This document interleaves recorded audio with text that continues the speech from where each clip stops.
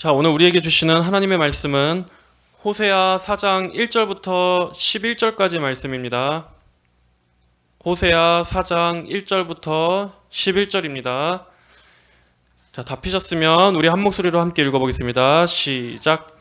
이스라엘 자손들아, 여호와의 말씀을 들어라. 이는 여호와께서 이 땅의 주민들에 대하여 고발하시기 때문이다.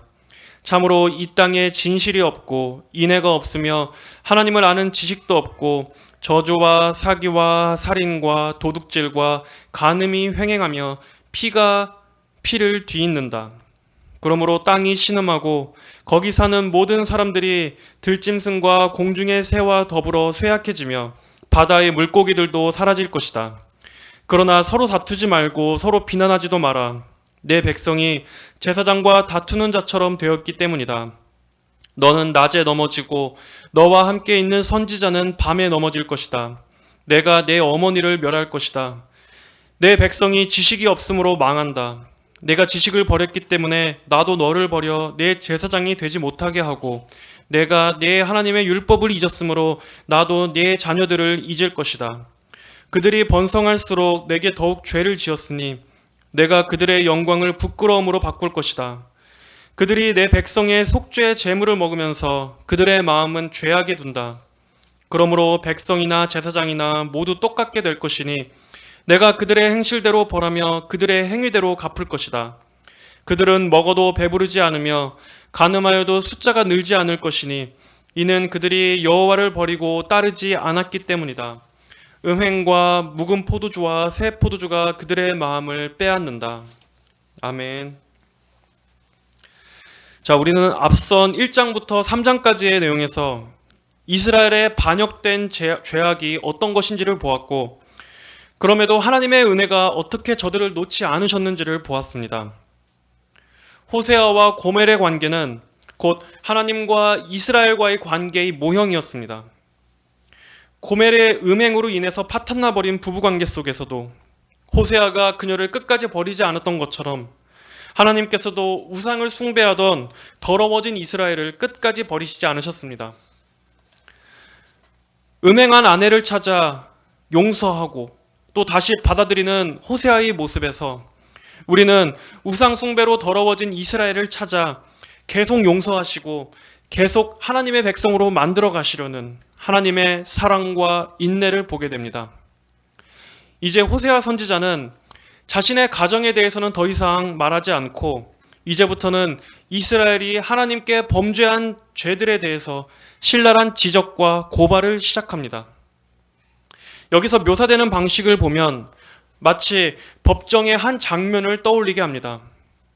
하나님께서는 이스라엘 전체를 법정에 앉히셔서 그들이 어떠한 죄들을 지었는지 그들의 눈앞에 조목조목 드러내십니다. 만약 하나님께서 이스라엘을 이 가상의 법정 안에 세우신다면 그들에게 어떠한 질문을 하실 것이며 또 그들의 무엇이 하나님을 진노하시게 만든 것인지 듣는 청중들로 하여금 생각해보게 만드시는 것입니다. 그러나 냉혹하고 무자비한 심판이 목적은 아닙니다. 하나님께서는 그들이 이토록 죄악에 얼룩지고 부패함의 행태를 보임에도 그럼에도 여전히 그들에게 회복의 여지와 소망을 주시려고 하시기 때문에 한시라도 속히 그들이 자신들의 죄를 깨닫고 돌아오기를 원하시는 목적이셨던 것입니다. 호세아 선지자는 이스라엘 자손들아 여호와의 말씀을 들어라 라고 시작함으로써 관심을 집중시키고 있습니다. 하나님께서는 지금 북이스라엘에 대하여 고발하십니다. 그 내용에는 하나님의 율법에 비추어서 그들이 얼마나 빗나가고 타락하게 되었는지에 대한 내용들이 담겨 있습니다. 하나님께서 그들에게 주신 그 율법의 거울 앞에 하나하나 따져 쟁론해 보자는 것입니다. 그리고 피고는 그 땅에 거주하는 모든 이들입니다. 단 한 사람도 예외 없이 모든 사람들이 이러한 죄에 오염되어 있기 때문입니다. 모두가 다 죄의 영향을 받고 있었고 온갖 종류의 더러움이 땅을 가득 채웠습니다. 그러므로 모두가 다 하나님의 법정 앞에 나와 경책을 들어야 했습니다. 호세아는 먼저 이스라엘의 죄를 세 가지로 구분하여 고발을 시작합니다. 참으로 이 땅에 진실이 없고 인애가 없으며 하나님을 아는 지식도 없다. 하나님께서는 그 땅에 진실, 곧 진리가 실종되었다라고 말씀하십니다. 진리가 실종되었다는 것은 그들의 기준, 규범이 없다는 것입니다. 진리가 사라지면 모든 질서가 사라지고 혼돈과 방종으로 가는 것은 당연한 것입니다. 진리가 사라지면 사람들은 마땅히 추구해야 하는 길에서 이탈해서 각자 저마다 옳은 소견을 따라 행하게 되어 있습니다. 그런 사회 속에서는 사람들 안에도 진실함이 없어지고 양심은 마비됩니다. 어떤 도덕적인 원칙이나 또는 법, 사회 규범이 해이해지면 그 사회가 어떻게 되겠습니까? 사회 전체가 명확함이 없이 사회의 모든 영역이 혼란스러워지는 것입니다. 젊은이들만이 아닌 모든 세대가 방황하고 다 같이 길을 잃어버리는 것입니다. 진리가 없는 곳에는 거짓만 난무할 뿐입니다. 죄가 더 이상 죄가 아닌 것이 되어버리고 더러운 것이 아름다운 것으로 추앙을 받더라도 누구 하나 이론을 제기할 수 없습니다. 명확한 기준이 상실되었기 때문에 옳고 그른 것이 무엇인지, 아름답고 추악한 것이 무엇인지, 또 무엇이 빛이고 무엇이 어둠인지 알 수 없습니다. 사회 전체가 이런 혼탁한 안개 속에서 무엇이 진정으로 옳은 가치인지 발견할 수 없는 것입니다. 또 하나님께서는 인애도 없다고 하십니다. 그 땅에는 진실도 없고 사랑도 없습니다. 우선 진리가 없기 때문에 사랑이 무엇인지도 정의할 수 없습니다. 사람들은 서로에게 무자비해지고 냉혹해집니다. 모두가 이기주의자들이 돼서 서로에게 무섭도록 냉정해집니다. 그러한 사회 속에는 관용이 없습니다. 용서가 없습니다. 사람들 간의 사랑은 짙고 서로를 불신하고 배신하는 무서운 세상이 되었다는 것입니다. 인간이 서로 물고 뜯고 죽이는 짐승과 같은 세상으로 전락하게 되었다는 것입니다. 그리고 세 번째로 하나님께서는 하나님을 아는 지식도 없다고 고발하십니다. 이것이야말로 본장의 주제가 되는 말씀입니다. 이스라엘의 타락의 가장 주된 원인은 그들이 하나님과의 교통에서 오는 지식의 체험이 없었기 때문입니다. 하나님을 안다는 것은 단순한 지식을 말하는 것이 아닙니다. 그런 지식은 마귀도 갖고 있는 지식입니다. 하나님을 아는 지식은 하나님을 사랑하며 하나님을 영화롭게 하며 하나님을 즐거워하는 체험적인 지식을 말하는 것입니다. 또한 하나님의 계명에 즐거이 순종하며 그분의 길을 따르는 것입니다. 이런 지식은 마귀가 경멸하는 지식입니다. 이스라엘에게 가장 없었던 결정적인 것은 바로 이것이었습니다. 그리고 여기에서부터 그들의 모든 죄의 열매가 맺혀진 것입니다. 하나님을 참되게 경외하고 사랑하는 것이 없었기 때문에 그들은 우상에게 마음이 기울었습니다. 여러분, 우상이 우리의 영혼에 유발하는 것은 무엇입니까? 온갖 더러움과 부패입니다. 우상에게 가까이 하면 우리의 영혼과 삶 역시 음란해집니다. 거룩하고 순결한 것이 아닌 더럽고 추악한 것들을 탐닉하는 쪽으로 나아가게 됩니다. 왜냐하면 우상을 섬기면 우상을 닮아가기 때문입니다. 하나님을 떠났기 때문에 진리도 없어지고 법도 해이해지고 온갖 거짓과 사기가 가득해집니다. 하나님을 떠났기 때문에 세상에 사랑이 없어지고 용서가 없어집니다. 하나님을 떠났기 때문에 인간이 짐승과 같이 되어가는 것입니다. 하나님을 떠나면 인간과 사회는 이렇게 점점 악해집니다. 죄된 본성을 제어할 고삐가 풀어진 세상은 인간 원래의 본성대로 죄악이 홍수같이 범람하고 짐승과 야수같이 되어가는 것은 당연한 것입니다. 그래서 2절과 같은 2절에 나오는 이러한 죄와 같은 것이 가득해지는 것은 당연한 영적 원리입니다. 저주와 사기와 살인과 도둑질과 간음이 횡행하며 피가 피를 뒤잇는다. 날마다 우리가 뉴스에서 그리고 우리 인간의 마음속에서 보고 듣는 것 아닙니까? 우리는 인간의 전적 타락 교리를 날마다 보고 듣고 경험하지 않습니까? 이 세상에 벌어지는 일들에서 우리와 마주치는 사람들에게서 그리고 우리 자신에게서 이러한 것들을 보는 것입니다. 인간이 하나님의 말씀을 듣지 않을 때, 그리고 사회가 하나님을 잊을 때, 세상이 하나님을 떠날 때 사벨은 이런 온갖 악한 열매들을 풍성히 맺게 되는 것입니다. 하나님을 알지 못하면 깨닫지 못하고 멸망하는 짐승과 같다는 성경의 말씀은 진리입니다. 하나님을 떠날수록 인간은 짐승처럼 잔인해집니다. 짐승보다 더 악하고 낮은 자리로 추락하는 것입니다. 하나님께서는 바로 이런 세상을 그분의 법정 앞에 세우시고 인간이 감히 변명할 수 없도록 죄악을 눈앞에 펼쳐 보이십니다. 그리고 그러한 죄들에 대한 하나님의 엄위하신 심판이 얼마나 정당한 것인지를 깨닫도록 하시는 것입니다. 하나님께서 그들에게 주신 땅은 본래 어떤 곳이었습니까? 젖과 꿀이 흐르는 땅이라고 하시지 않으셨습니까? 그리고 항상 하나님의 눈이 그 위에 머무를 것이라 말씀하셨습니다. 그러나 그 땅은 이제 죄악으로 넘치게 되었고 온 땅이 죄로 오염되었습니다.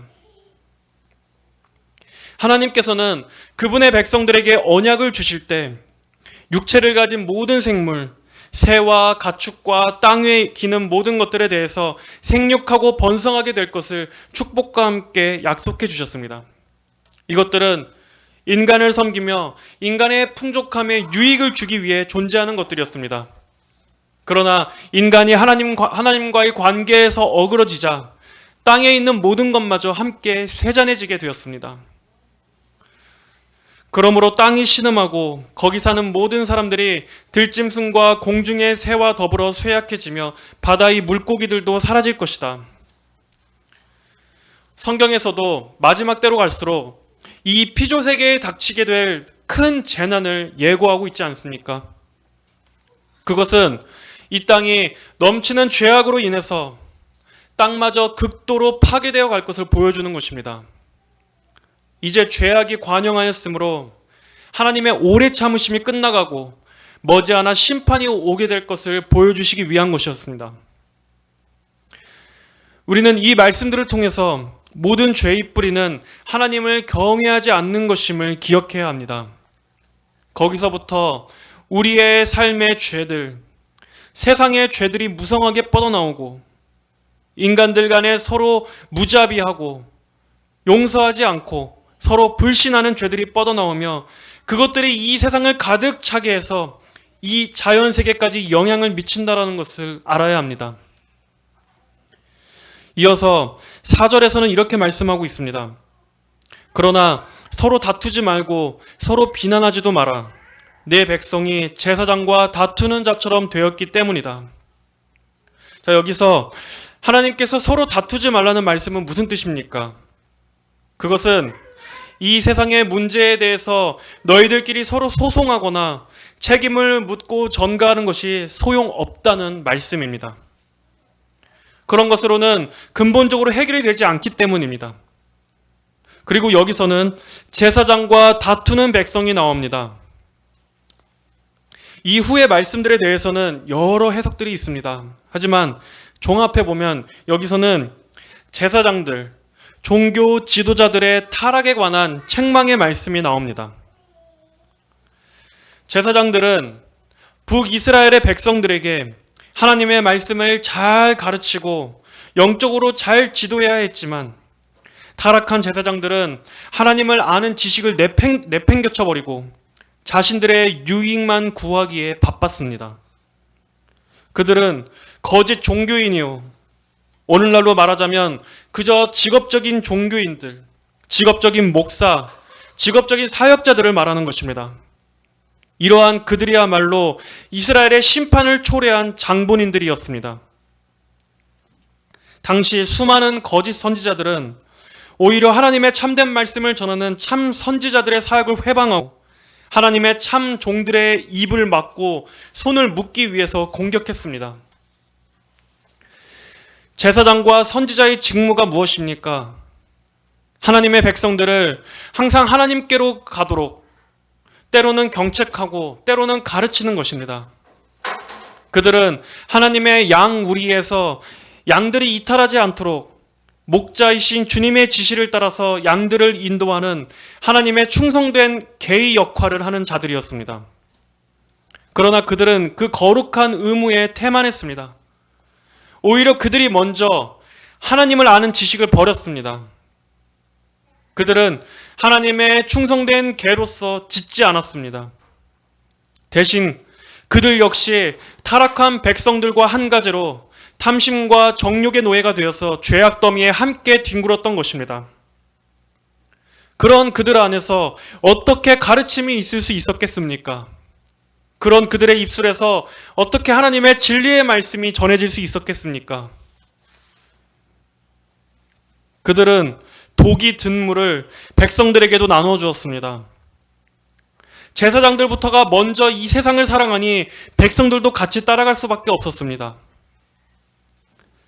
국가의 영적인 일을 감당하는 두 기둥인 제사장과 선지자가 무너지니 한 국가의 영적 상태도 당연히 최악으로 떨어질 수밖에 없었습니다. 하나님께서는 결정적으로 말씀하십니다. 6절에 내 백성이 지식이 없으므로 망한다. 내 백성이 지식이 없으므로 망한다.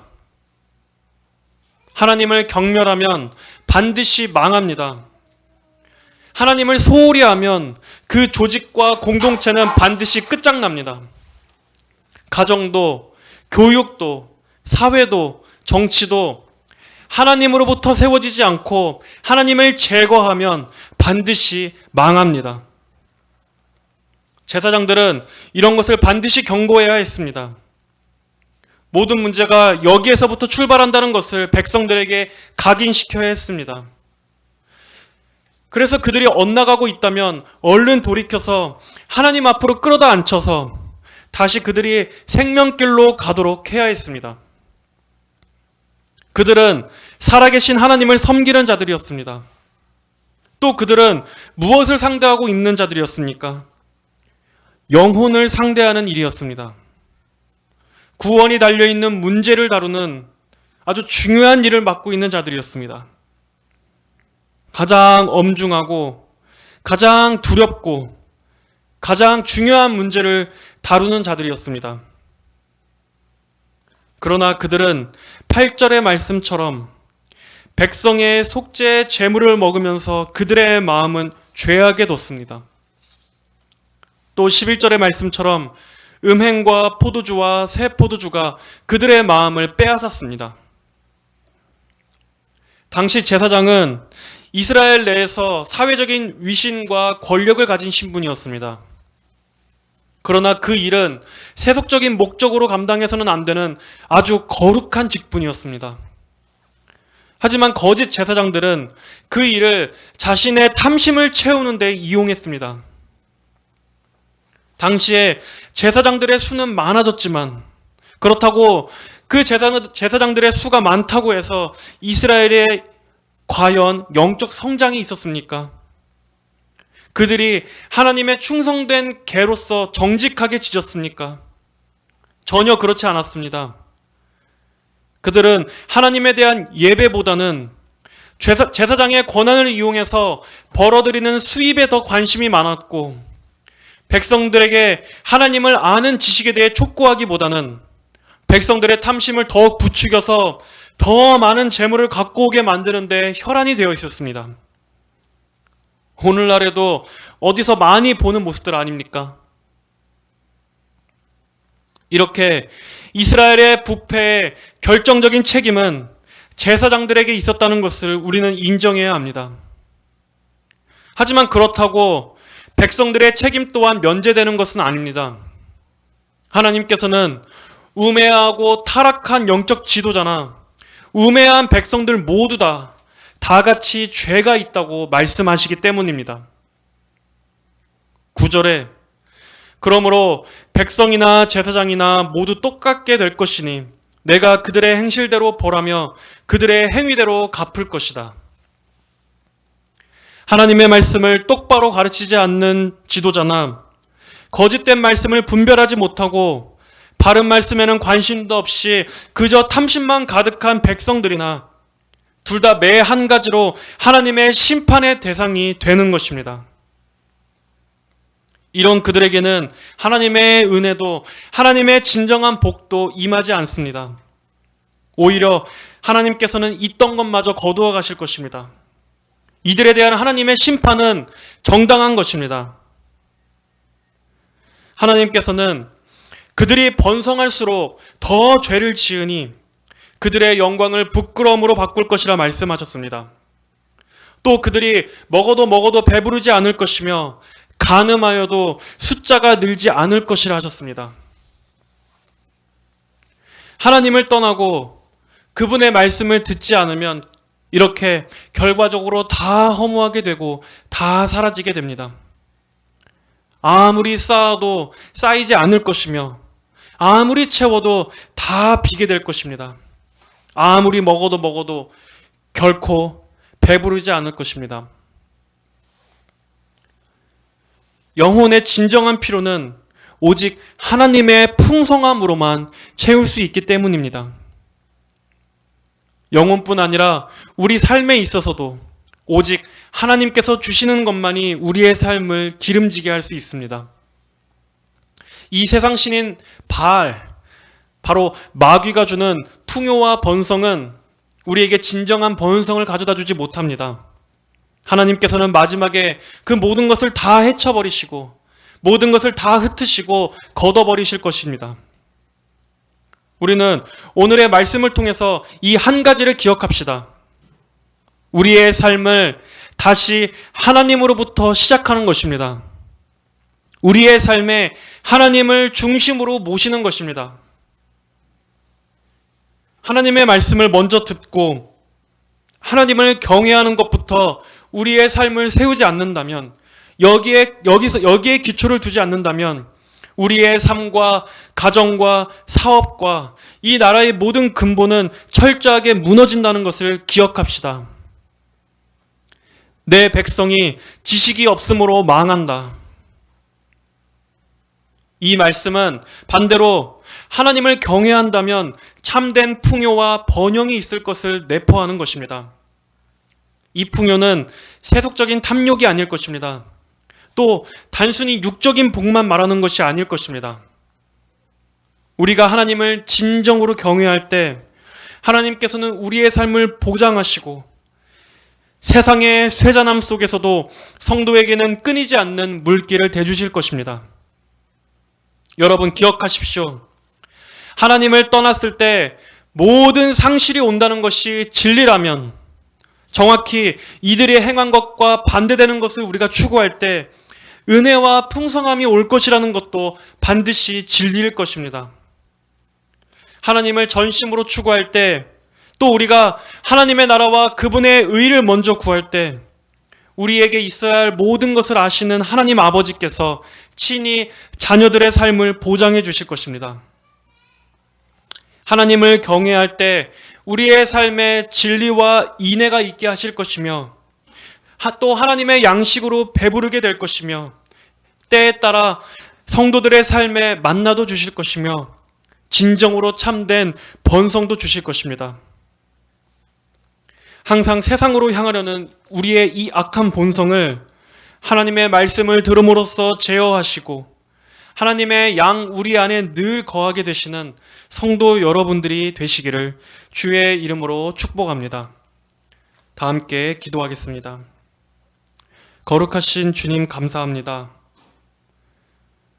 하나님의 말씀을 듣지 않고 또 하나님을 떠날 때, 우리의 삶이 하나님을 잊게 될 때 우리가 추구하는 모든 인간적인 번영도 하나님께서는 다 흩으실 것이며, 우리가 아무리 쌓아도 쌓이지 않을 것이며 아무리 먹어도 배부르지 않을 것이라는 말씀을 배웠습니다. 아버지, 우리가 이 세상에서 행하는 하나님을 떠나 행하는 모든 것은 영적인 간음입니다.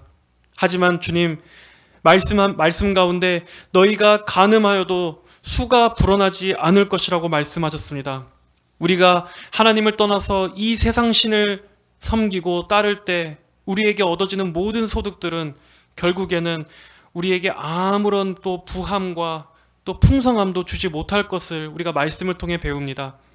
오직 우리의 삶의 가장 기초요 중심을 하나님께 둘 때 하나님만이 우리에게 진정한 풍요와 번성을 가져다 주시는 유일한 복의 근원이심을 고백합니다. 아버지, 말씀을 통해서 우리의 이 어긋나고 비뚤어진 또 우리의 이 악한 고집과 본성들, 하나님의 말씀을 듣지 않으려는, 귀를 막으려는 이러한 마음들을 교정하여 주시고 겸손한 마음으로 하나님 앞에 나와 아버지 주님께서 주시는 이 생명의 경책의 말씀을 들을 수 있도록 인도하여 주시옵소서. 앞으로 오는 이 주일 가운데에서도 아버지 우리의 남은 삶을 늘 하나님 안에 거하게 하시고 또 하나님의 이 양 우리 안에 머물 수 있도록 인도하여 주시옵소서. 언제나 우리의 마음이 하나님을 아는 것, 하나님을 참되게 아는 지식, 하나님을 참되게 경외하고 사랑하며 예배하고 따르는 그러한 삶의 길을 걸어갈 수 있도록 인도하여 주시고 아버지 또 하나님의 참된 말씀을 분별하는 참 영적 지혜도 날마다 풍성히 허락하여 주시옵소서. 오직 그로 인해 우리가 더욱더 영혼이 부흥하고 새롭게 세워질 수 있는 모든 축복을 허락하여 주시옵소서. 감사드리며 살아계신 우리 주 예수님의 이름으로 기도드립니다. 아멘.